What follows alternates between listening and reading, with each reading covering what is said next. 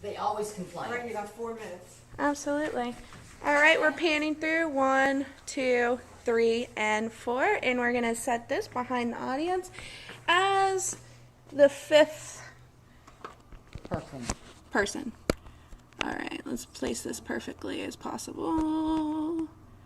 And again, Always Misty, complain thank about you so paying for very haircut with much. the perm. I swear. Anything, but she was like, They do. is your conversation being recorded? Oh, Am I well, right? stop doing that. I can't place Teacher this. lady. It's not like, okay. And let me double check, make sure we are still recording. Indeed we are. Okay, perfect.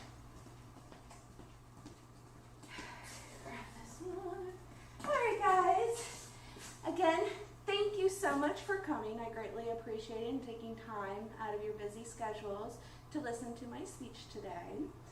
And I'm going to start off the speech by saying, does anybody know what industry out there makes $30 billion off of its U.S. citizens? So, well, according to our article by the U.S. Today, published April 2013 by Karen Firma, the article was called Coffee Grinds Fuel the Nation, claimed that 83% of adults drink coffee in the United States. Can you guess what this industry is now? Of course, the coffee industry. Coffee! I believe that. And so the purpose of our speech today is going to be to dive into the world of coffee and come up with just a little extra cream. And by that is not from our mocha frappes, but by knowledge. So first I'm going to go into a little bit of how much the industry costs us. So on average, the American people drink about 3 cups of coffee a day. That's 587 million cups. Also, the average American spends about $14.40 a week on coffee, and that is not including what is spent on coffee at home. So what that means is we're spending over $1,000 a year just on coffee. So now that we know a little bit more about how much coffee costs, I would like to go into some of the effects that coffee has on us. Okay. So it contains a stimulant called caffeine, which it is the most commonly consumed psychoactive substance in the world.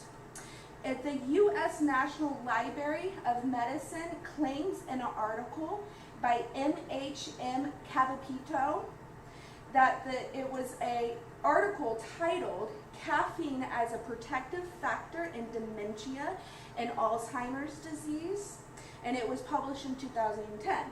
Now, this article claims that 3 to 5 cups of coffee a day in midlife is associated with a decreased risk of dementia and AD by 65% in later life. Studies also have found that people who drink 4 or more cups of coffee a day reduce their chances of developing type 2 diabetes by 50%. It seems that there are a lot of people that are hooked on coffee. So what does this mean for the world? Well, coffee shops. Coffee shops in the United States arose from the espresso and pastry-centered Italian coffee shops, which were Italian-American immigrants' communities. Historically, cafes and coffee houses have been a very important social gathering point.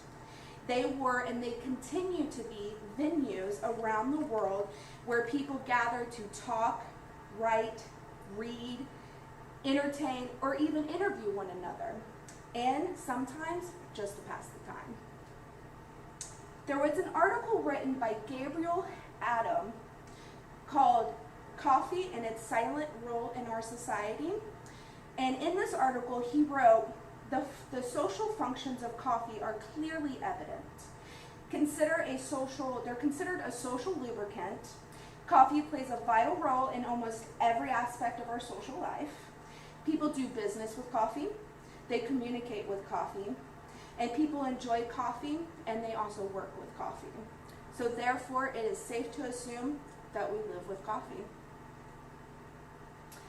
It was also, so today what we discussed was the cost of coffee, how it can affect our bodies, and why it is so important to us in this world. The National Coffee Association president, Joe DiRipo, once said, "It is 1 part beverage, but it is also 1 part pop culture." So thank you for coming to guys. I greatly appreciate it. Again, my name is Ray, and I hope you enjoyed my speech. Thank you. I'm going to pan through one more time.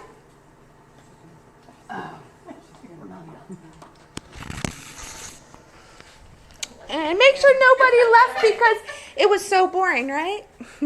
1, 2, 3, and 4. Thank you so much. Okay.